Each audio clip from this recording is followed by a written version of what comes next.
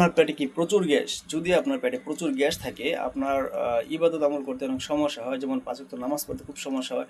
দেখা যাচ্ছে আপনি বারবার অজু করছেন কিন্তু আপনার গ্যাস হচ্ছে, বারবার অজু নষ্ট হয়ে যাচ্ছে। তাহলে আপনি একটা কাজ করুন, সেই কাজটা করলেই কিন্তু আপনি এই গ্যাস থেকে মুক্তি পাবেন। সেই কাজটা আপনাকে বলে দিচ্ছি, সেটা হচ্ছে প্রতিদিন ঘুম থেকে ওঠার পরে সকালবেলা ফজর নামাজের জন্য যখন আপনারা উঠবেন, সকালে একটু সময় নিয়ে উঠবেন, 10, 15, 20 মিনিট আগে উঠবেন। ওঠার পরে অবশ্যই ঘুম থেকে উঠে একটু হাঁটবেন, হাঁটার পরে মানে 2-3 মিনিট হাঁটবেন, হাঁটার পরে আপনারা 2 গ্লাস পানি খাবেন, ঠিক আছে? 2 গ্লাস পানি খেয়ে তারপরে আরও কিছুক্ষণ হাঁটাচলা করবেন। তারপরে দেখবেন যে আপনার ওয়াশরুমের মানে বাথরুমের একটা ব্যাগ আসবে।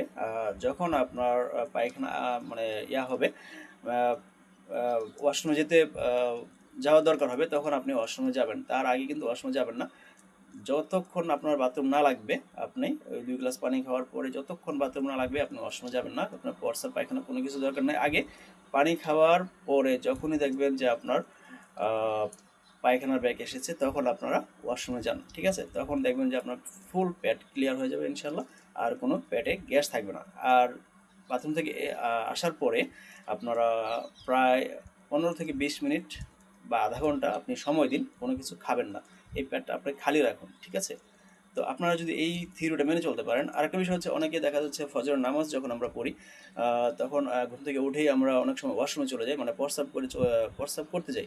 প্রস্রাব করে আমরা নামাজ যাই, কিন্তু এই প্রস্রাব করতে গিয়ে এসে আমরা যখন আবার বাসায় খাওয়া দাওয়া করে ফেলি, তখন কিন্তু আর বাথরুমের ব্যাগটা থাকে না, হ্যাঁ, পায়খানার ব্যাগ থাকে না। সেই কারণে কিন্তু আসলে এই পয়জন পেটের মধ্যে জমতে থাকে।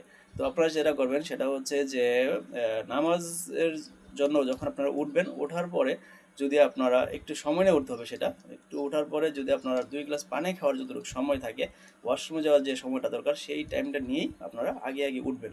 ওঠার পরে আপনারা 2 গ্লাস পানি আগে পান করবেন, তারপরে হাঁটাচলা করবেন, তারপরে বাথরুমের ব্যাগ লাগলে আপনারা বাথরুমে যেয়ে আপনারা ফ্রেশ হয়ে এসে তারপরে অনেকক্ষণ পরে অন্যান্য কিছু খাবেন, ঠিক আছে?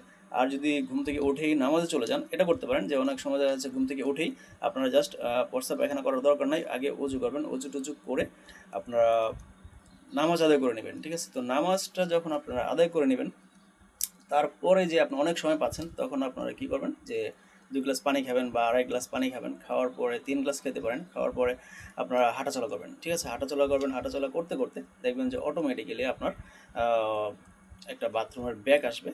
ওয়াশরুমে যাবেন, কারণ প্রস্রাব পায়খানা তো আপনার আটকা আছে। তো বাথরুমের ব্যাগ আসলে ওয়াশরুমে যাবেন, আপনার ইনশাল্লাহ ফ্রেশ হয়ে যাবে, আর কোনো সমস্যা হবে না। আপনার গ্যাস ইনশাল্লাহ চিরতরে মুক্তি হয়ে যাবে।